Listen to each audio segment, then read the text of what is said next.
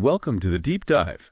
This is where we take some really dense, fascinating ideas and, well, try to unpack them for you, piece by piece. You know that feeling, don't you? That exact moment when a question that seems totally simple just completely locks up your brain. Like if someone suddenly asks, what is meaning? Or maybe, what is time? You get this immediate urge, almost physical, to sort of point at something, all right? Something definite. But then you realize, well, there's nothing obvious there to point to. It's like this sudden mental cramp, a philosophical jolt. And that feeling, that exact moment of bewilderment, that's actually our jumping off point for today. Our mission in this deep dive is to explore something pretty radical. The idea that a whole lot of our biggest philosophical puzzles, the ones that have kept thinkers up at night for centuries, they don't actually come from missing facts or from some deep hidden truth that's just out of reach. Instead, many of these mental knots get tied because of how we use language. Or maybe how we sometimes, misuse it. We're diving headfirst into the brilliant, sometimes tricky, but ultimately really freeing ideas of Ludwig Wittgenstein. We're drawing straight from his hugely influential work, The Blue Book. Now, this text is absolutely key for understanding his later thoughts on language. It gives us this completely different way of looking at our most basic concepts. It really pushes us to look past what seems obvious, to question the very way we talk and think. It shows how our words, sometimes without us even noticing, can actually trap us. So think of this deep dive as maybe a shortcut, a guided tour to help untangle those mental knots that our own everyday language can accidentally create. Okay, so let's really dig into this core idea Wittgenstein kicks off with. He zooms right in on that initial puzzle, that mental cramp we just mentioned.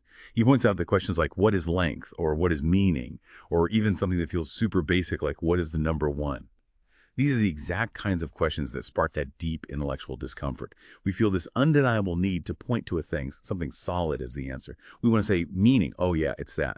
But you quickly find there's nothing tangible there. You can't just pick up meaning off the shelf, can you? Or hold the number one in your hand.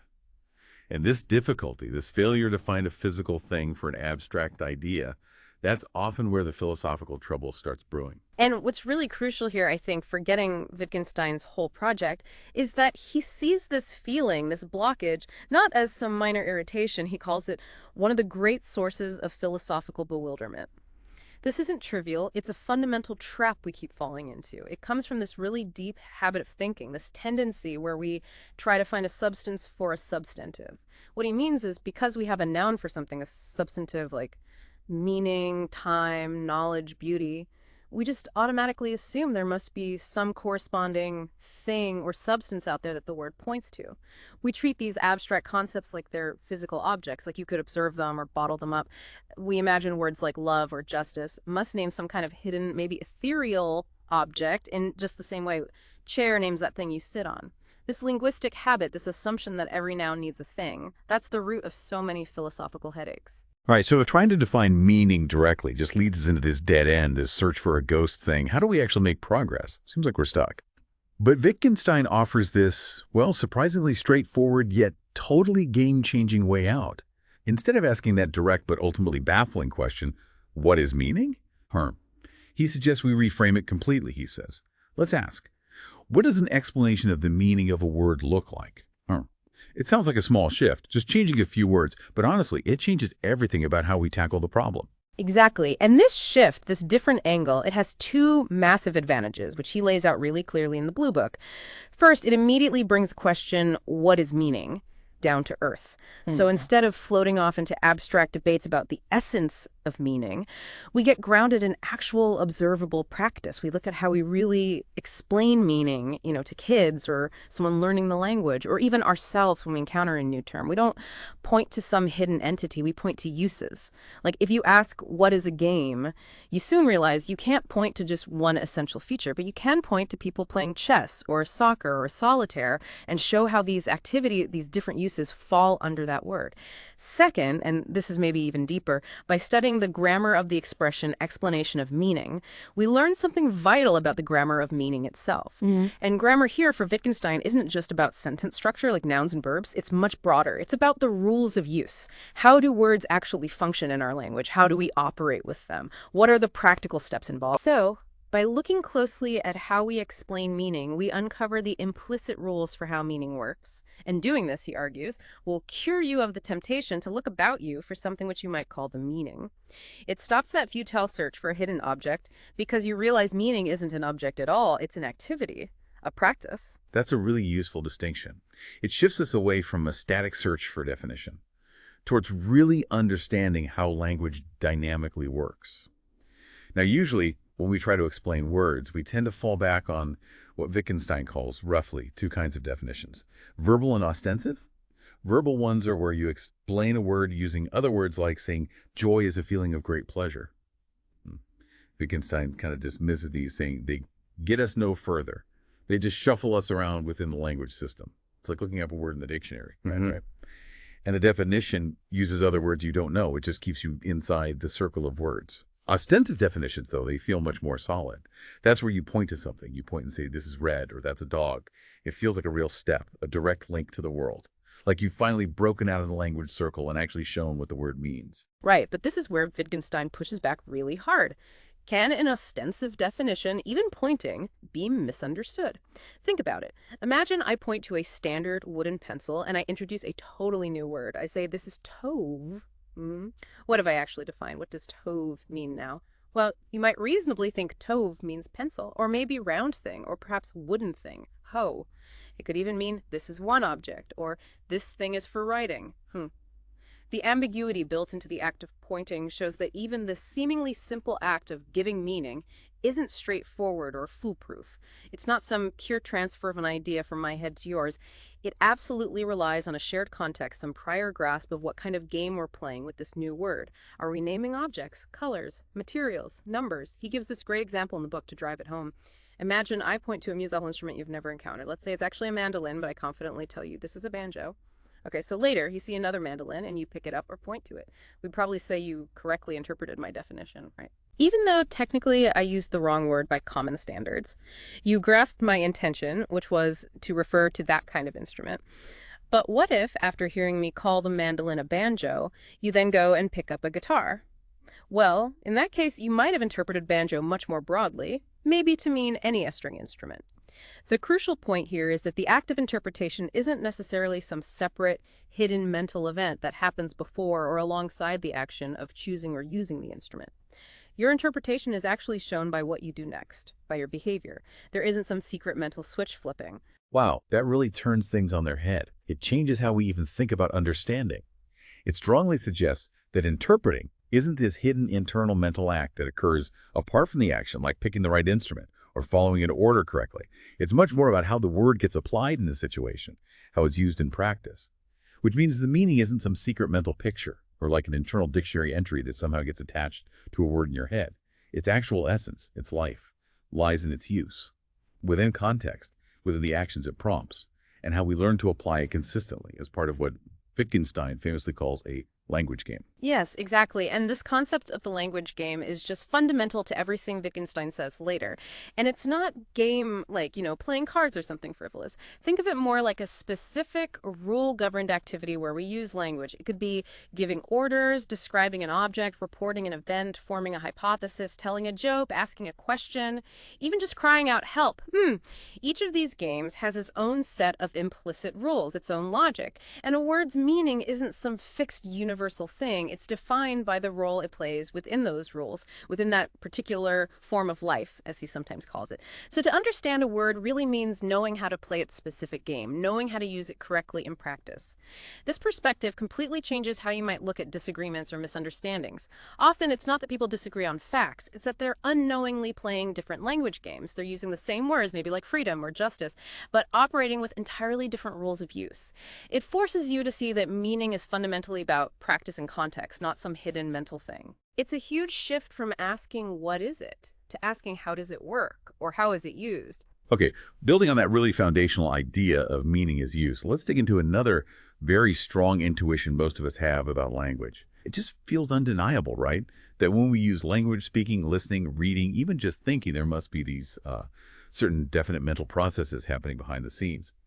We imagine things like understanding, meaning, intending, or grasping as these crucial inner mechanisms, like gears turning inside our heads. Without these mysterious inner operations, the signs themselves, the words on the page, the sounds we make, they just seem dead. Lifeless marks or noises, a very common picture we paint, this idea of an internal engine driving communication. Yes, it's a very powerful picture. And this intuition, this way of thinking, it leads us down a particular philosophical road. It makes us imagine language as having these two distinct parts, like a machine with two components.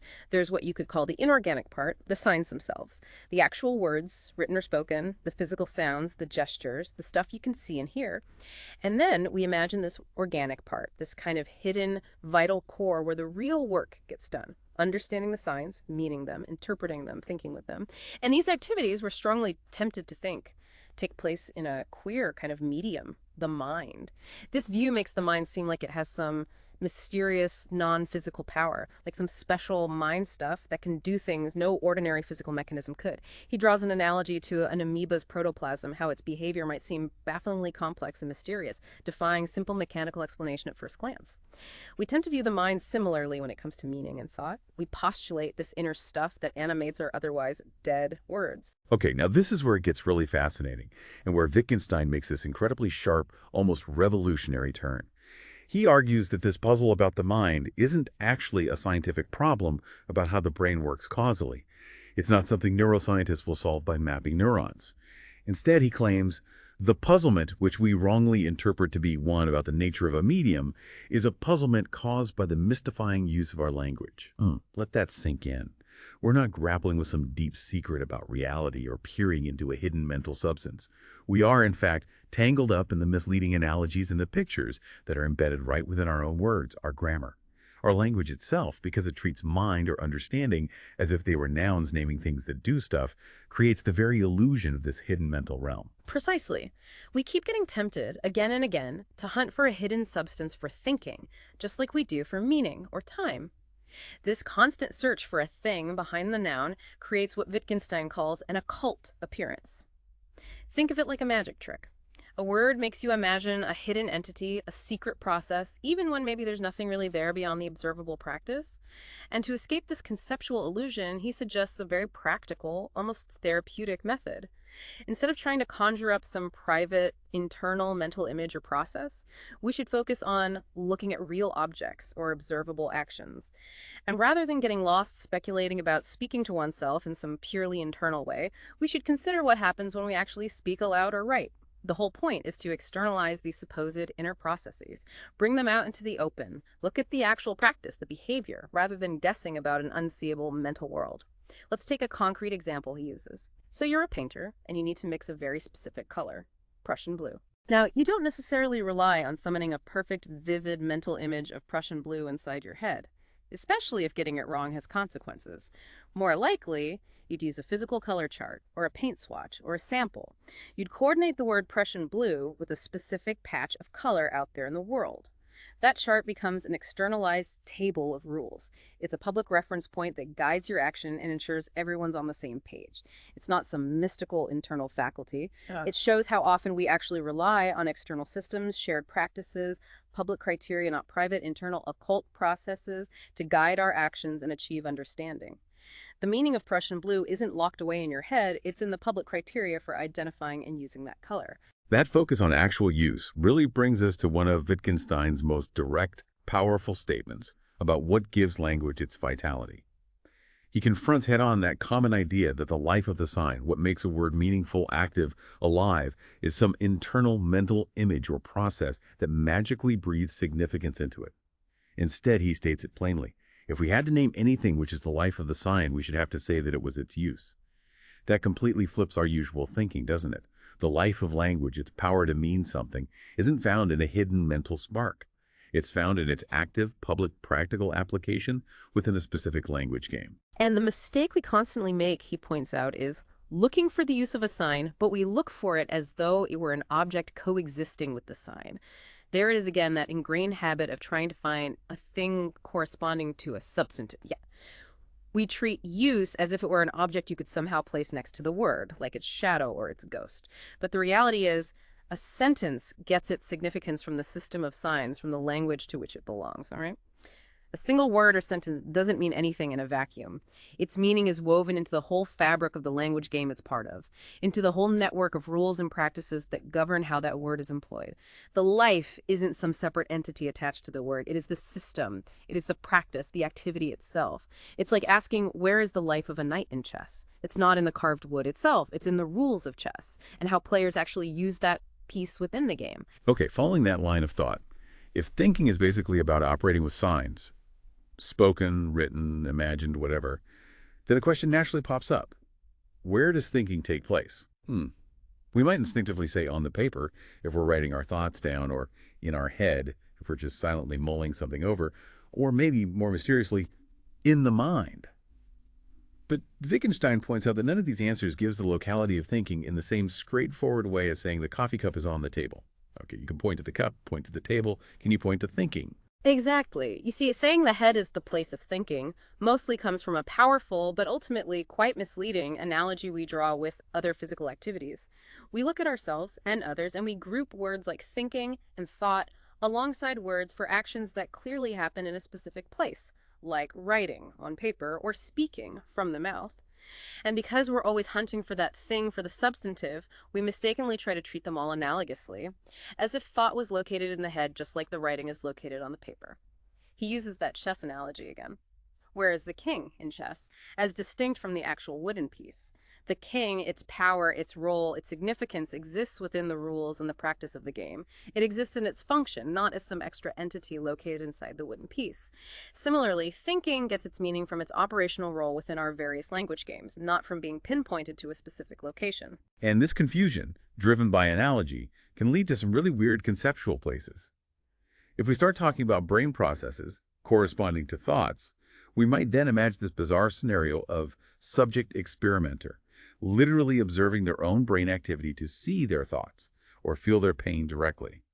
But, as Wittgenstein clarifies, all that describes is a correlation of two phenomena, the physical brain events and the experience or expression of thinking or feeling. Both the brain scan and the person saying, "I'm thinking about philosophy," could be seen as expressions of thought in different ways. But the question, where is the thought itself, separate from both the brain activity and the expression, is probably better rejected as nonsensical. It's a question born from a grammatical muddle, trying to force thought into a spatial box it just doesn't fit into. It's like asking, where exactly is the checkmate? The checkmate isn't located on a specific square in the same way a pawn is. It's a state of the game, defined by the rules and the positions of the pieces. So the really crucial insight here for you, the listener, is realizing how easily our language can trip us up with these misleading analogies. When we talk about thinking, we're not really describing an activity happening in a specific physical spot like writing happens on paper. Thinking is better understood as an activity with signs. It's an integral part of our linguistic practices, deeply woven into how we use language in the world. It's not about finding some hidden substance, some ghost in the machine. It's about understanding the incredibly varied ways we do things with words, how we operate within all these different language games. The focus should be on the function, the use, not the elusive thing. All right, so we've seen how hunting for a specific thing for meaning or for thought can lead us into these conceptual cul-de-sacs, these mental cramps. Now let's tackle another really deep-seated human habit that Wittgenstein argues causes just as much, if not more, philosophical trouble, and what he calls our craving for generality. This is that almost irresistible urge we have to find a single common property, some defining essence that unites all the things we lump together under one general term. Actually, we're always searching for that one magic thread. And he argues quite forcefully that this isn't just a natural tendency, it's often the source of profound philosophical confusion. His classic example, of course, is games. When we use the word game, we instinctively assume there must be some single defining feature that all games share, which makes them all games. We rack our brains. Is it competition? Must they have rules? Is it about having fun? But Wittgenstein famously points out that games don't share one single common property. Instead, they form a family linked by overlapping family likenesses. Think about your own biological family. Maybe you have your father's nose, your sister has your mother's eyes, your cousin has your grandfather's chin. No single feature is present in everyone, but there's this complex network of crisscrossing resemblances that makes them clearly recognizable as a family. It's the same with games. Some involve competition, some use a ball, some have strict rules, others are about solitary amusement like patience. But no single feature runs through all of them. This craving for a single essence is also tied up with that mistaken idea that a word's meaning is like a single abstract mental picture, a kind of Galtonian composite photograph, as he puts it. Francis Galton used to layer photos to create an average face for a type. We might think the word game conjures up some similar averaged out mental image, but Wittgenstein says no single image can capture the fluid, interconnected reality of how we use the word. It's a conceptual mirage. That's a really vivid analogy. And Wittgenstein identifies another major driver for this craving for generality: our preoccupation with the method of science. We're just so impressed, and rightly so, by how science successfully reduces complex phenomena down to a few fundamental laws or principles. Think Newton's laws explaining both apples falling and planets orbiting. And philosophers watching this success are irresistibly tempted to do the same thing with concepts. They want to find the simple underlying laws that govern knowledge or time or beauty, thinking if they can just boil these concepts down to their absolute essence, the philosophical problems will just dissolve away. But here's the crucial difference, and it really defines Wittgenstein's whole approach to philosophy. Philosophy's task, he insists, is purely descriptive. It's not about reducing concepts or offering scientific explanations or finding new facts about the world. Its real job is to clarify, to describe how language is actually used, and to untangle the conceptual knots that we tie ourselves in when we misuse it.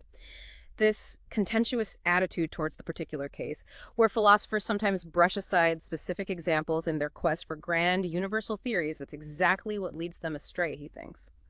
He asks, provocatively, why should what finite numbers and transfinite numbers have in common be inherently more interesting than what actually distinguishes them? The differences, the particular details, the nuances of how things are distinct, these are often just as, if not more, illuminating for real philosophical understanding than chasing some single unifying essence. The specific uses, the context, that's what matters. This leads us straight back to how many seemingly huge philosophical puzzles are really, at root, grammatical confusions like you mentioned. Think about that classic agonizing question: what is time? St. Augustine famously wrestled with this. What then is time, he asked. If no one asks me, I know. If I wish to explain it to one that asketh, I know not. How, he puzzled, can we even measure time if the past is already gone, the future isn't here yet, and the present moment has no duration, no extension? It sounds like this deep, almost paradoxical riddle about existence itself. Right, it feels incredibly profound. But Wittgenstein looks at this and doesn't see a deep metaphysical paradox about the nature of reality. He sees it as a conflict between two different usages of a word, in this case, the word measure. Augustine is captivated, almost hypnotized, by the analogy of measuring physical length or distance, like measuring cloth or the distance between 2 points, or maybe like watching a strip of paper move past a viewing slot. You only see the bit right in front of you, the present. But Wittgenstein points out, while the words measure and length look similar when we talk about space versus time, their grammar, how they actually function, the rules governing their use in our language games is completely different. The puzzle doesn't come from reality being weird. It comes from the fascination which the analogy between two similar structures in our language can exert on us. We get tricked by the surface similarity into thinking they must work the same way underneath, which leads us to ask questions that don't really make sense in the context of time. We're trying to apply the rules for measuring objects to something that operates differently. Yeah, it's like trying to apply the rules for, say, adding numbers to combining colors. The word combine seems similar, but the underlying grammar, the actual operation, is totally different. The analogy just leads you astray. Precisely. Or think about another classic philosophical quest. Socrates constantly asking, what is knowledge? He's typically searching for that single, precise, essential definition of knowledge that covers every single instance of knowing anything. His relentless questioning often makes it seem like there's something wrong with the ordinary use of the word knowledge, like our everyday way of talking about knowing things is somehow broken, imprecise, or fundamentally inadequate. Like we need a philosopher to come along with a sharp, scientific-style definition to fix our messy language and reveal the true nature of knowledge. That craving for generality makes us think that if we can't find one clear definition, our language must be defective. But as Wittgenstein would argue, the reality is there is no one exact usage of the word knowledge.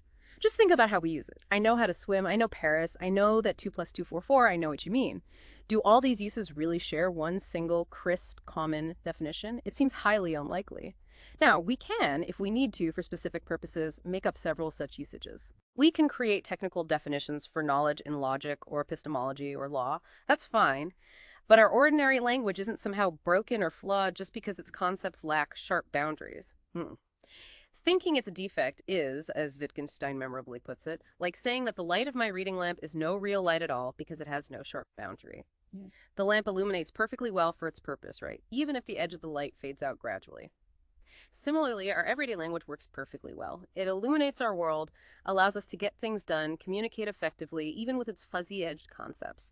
The philosophical problems often start when we demand sharp edges where none exist or are needed. So the really powerful takeaway here for you listening is this.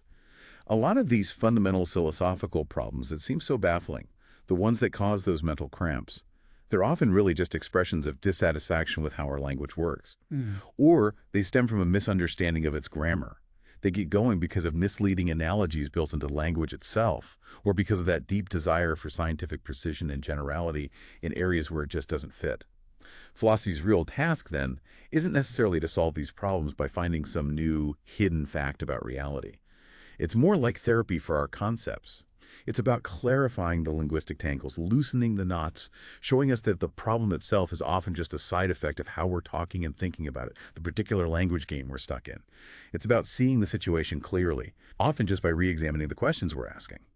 Okay, let's turn now to one of the most persistent and maybe one of the most unsettling philosophical ideas out there. The notion that I can only know that I have personal experiences, not that anyone else does. This often hits home hardest when we think about pain. We say things like, I just can't feel your pain. It feels like this profound, unshakable truth about reality. Like there's this unbridgeable gap, an insurmountable barrier between minds. But if we look at this through Wittgenstein's lens, what's really going on when we say that? Is it a factual statement about the world, or is it something else? This touches on a really critical point that Wittgenstein dissects very carefully. He argues that the statement, I can't feel your pain, isn't actually an empirical hypothesis. It's not like a scientific claim that transcends all possible experience, something you could test or observe. You can't really design an experiment, can you, to prove whether someone else's pain is real in exactly the same way yours is. Instead, he says, the impossibility we feel here is a logical or grammatical one. It's not a physical barrier. He draws a helpful distinction. Think about the difference between saying an iron nail can't scratch glass. That's an experiential claim, a physical fact you can test. You try it, it doesn't work. Now compare that to saying green and blue can't be in the same place at the same time. Is that a discovery about physics? No. It's a rule about how we use the words green, blue, and same place. The impossibility is built into our conceptual system, into the grammar of color and space talk. You don't test it by trying to physically merge green and blue. You understand it as a rule of description.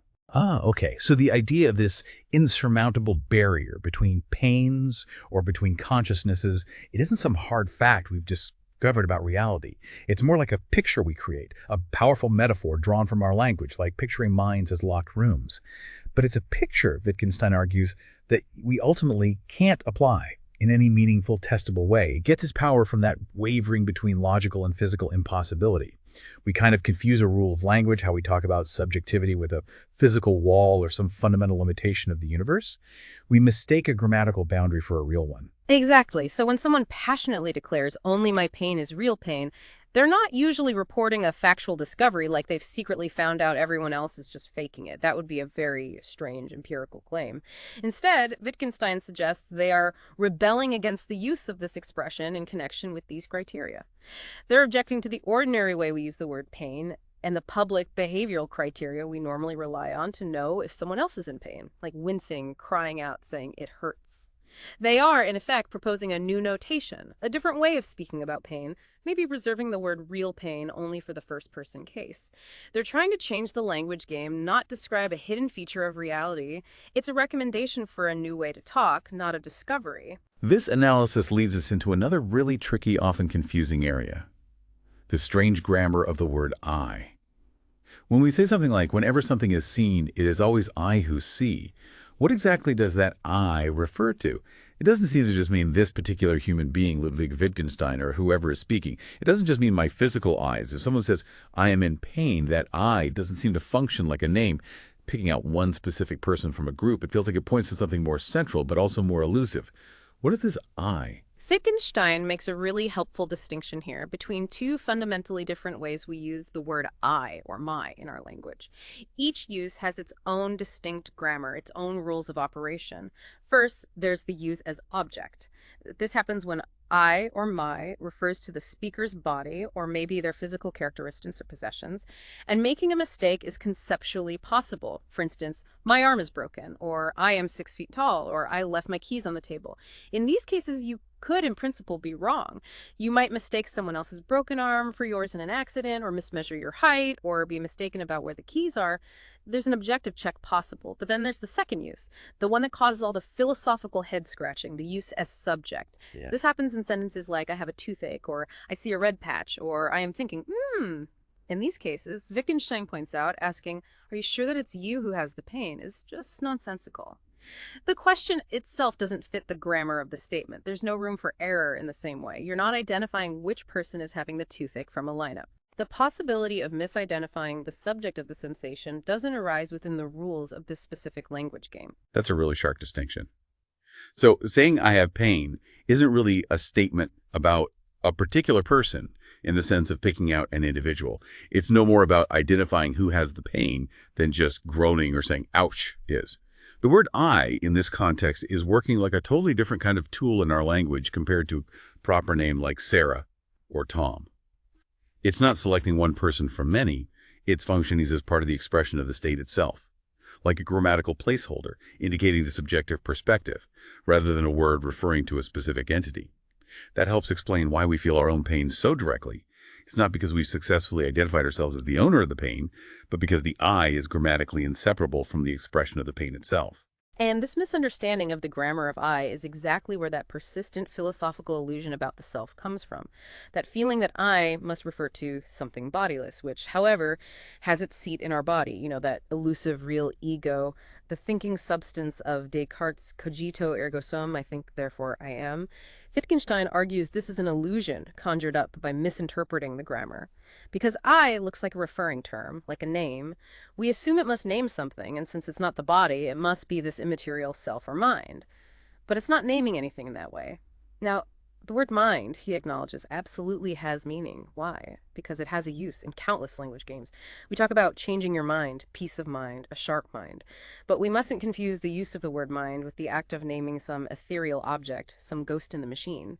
Its meaning lies entirely in how we employ the word in our practices, not in some hidden entity it points to.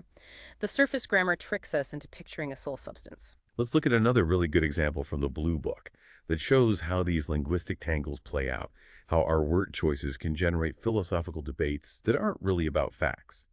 This is the whole debate around unconscious thoughts, which became prominent with Freud and psychoanalysis. When Freud started talking about unconscious desires, beliefs, or thoughts influencing behavior, many philosophers and psychologists immediately objected. They argued, quite reasonably based on the existing grammar, that only conscious thoughts could really be thoughts. How can something be a thought if the thinker isn't aware of it? It sounded like a straight-up contradiction in terms. Wittgenstein's analysis here is subtle. He suggests the objectors weren't necessarily denying the new psychological phenomena that psychoanalysis might have been uncovering, like hidden motivations or complex patterns of behavior. They weren't saying, no, those reactions don't happen. What they were really objecting to was the way in which they were described, the new language game Freud was proposing by using the term unconscious thought. Quote, the psychoanalysts, on the other hand, were perhaps misled by their own way of expression into thinking that they had done more than discover new psychological reactions. They might have thought they'd literally discovered conscious thoughts that were somehow also unconscious, which, if you stick rigidly to the old grammar of thought, does sound paradoxical. So the clash wasn't fundamentally about the psychological facts. It was about the choice of notation, about whether this new way of talking was clear, useful, or misleading. It was a debate about terminology. To make it even clearer, consider the phrase unconscious toothache. Normally, we think a toothache, by definition, has to be felt, consciously experienced. But imagine you define unconscious toothache using new criteria. Say you identify a specific type of nerve issue in a tooth that initially causes zero pain, but does cause specific observable behaviors, maybe involuntary jaw clenching only on that side, or a measurable aversion to cold liquids applied to that tooth, even if the person denies feeling pain. And then later, this condition reliably progresses to cause conscious pain. You could then decide to say this person has an unconscious toothache based on those specific observable criteria. Now, this isn't the discovery of some hidden, unfelt sensation of pain lurking somewhere. It's simply adopting a new terminology, setting up a new language game for specific diagnostic or descriptive purposes. It's perfectly legitimate to introduce such a term if it proves useful. But Wittgenstein warns, the expression itself can easily mislead us by calling up pictures and analogies, pictures of a secret pain that exists without being felt. This makes it hard to stick to the new convention without getting confused by the old pictures the words evoke. The philosophical puzzle comes from the misleading picture generated by the language. Right, so the crucial takeaway here is that many seemingly deep disagreements about the mind, the self, consciousness, even these seemingly paradoxical psychological states, they aren't always at their heart about empirical facts or discoveries. Often they're really about the choice of language, the choice of notation, the rules of the different language games we decide to play. When we feel that philosophical cramp, that sense of deep confusion, it's frequently because our ordinary language, with all its built-in pictures and analogies, holds our mind rigidly in one position, as Wittgenstein puts it. It makes it difficult to see other ways of conceptualizing things. The cure, then, isn't always about finding a hidden truth or a new fact. It's often about developing the flexibility to imagine other positions, other notations, other possible language games, just to see the situation more clearly, to loosen the grip of our habitual ways of speaking and thinking. It's about realizing there might be different, equally valid ways to talk, rather than assuming there's only one true way dictated by the words themselves. #, conclusion. Well, this deep dive into Wittgenstein's Blue Book has definitely been a journey, hasn't it?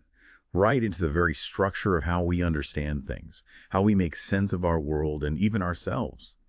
What we've seen again and again, I think, is that so many of our most persistent philosophical headaches aren't really about uncovering profound hidden truths through grand theories. Instead, they often arise from the structure and sometimes the outright trickiness of our language itself. We get tripped up by our own words, tangled in conceptual knots that our linguistic habits tie without us even realizing it. Yeah, our investigation has really tried to, as Wittgenstein says, remove this bias which forces us to think that the facts must conform to certain pictures embodied in our language. It's a process of untangling, clarifying. He uses the analogy of rearranging books in a library. Sometimes a major philosophical breakthrough isn't finding a totally new book or a secret room. It's simply realizing that books you assumed belonged together, maybe because their titles sounded similar, or they were just put on the same shelf by mistake, actually belong on completely different shelves. Their real content, their actual use, is entirely distinct. It's about getting the conceptual organization right, not necessarily discovering new concepts in some hidden reality. It's about seeing the architecture of our language and our concepts more clearly. And the really liberating part of all this, the good news, is that our ordinary language, the language we use every single day for everything, from ordering coffee to expressing love to arguing about politics, it's actually perfectly fine for its jobs. We don't need to somehow improve it or invent some perfectly logical, unambiguous, philosophical superlanguage to escape these problems. The philosophical confusion, the puzzlement, it tends to kick in precisely when we try to force our flexible, context-dependent ordinary language into a rigid, uniform, calculus-like mold that it just wasn't built for. We start demanding strict definitions where there are only family resemblances, or we ignore context and practice, and that's when the mental cramps really start. It's so important to remember, as he stresses, that words have the meanings we have given them. And we give them meanings through our shared explanations, our training, our practices, our language games. Meaning isn't bestowed on a word by some independent power, or discovered hidden inside the word itself. We, as a community of language users, establish a word's use through our interactions, our agreements, our shared forms of life. Realizing this actually puts the responsibility for clarity and meaning back on us, on how we choose to engage with and deploy language. So if philosophy really is, as Wittgenstein powerfully suggested, a fight against the fascination which forms of expression exert upon us, then here's something to chew on. How many of your own persistent problems, or maybe your most deeply held beliefs about who you are, your inner world, the nature of reality, even basic things like time or knowledge, how many, might actually be a kind of mental cramp? A cramp caused by a misleading analogy, a seductive picture, embedded right there in the words you use to think about them. And what might it feel like to just let go of that cramp? Not by finding a final answer or solving a deep problem with a new fact, but just by seeing the situation differently. By shifting your perspective, looking at it through this lens of language as fluid, context-bound use. And maybe understanding that sometimes the problem wasn't a problem with reality at all, but just a misunderstanding of the rules of the game you happen to be playing with your words.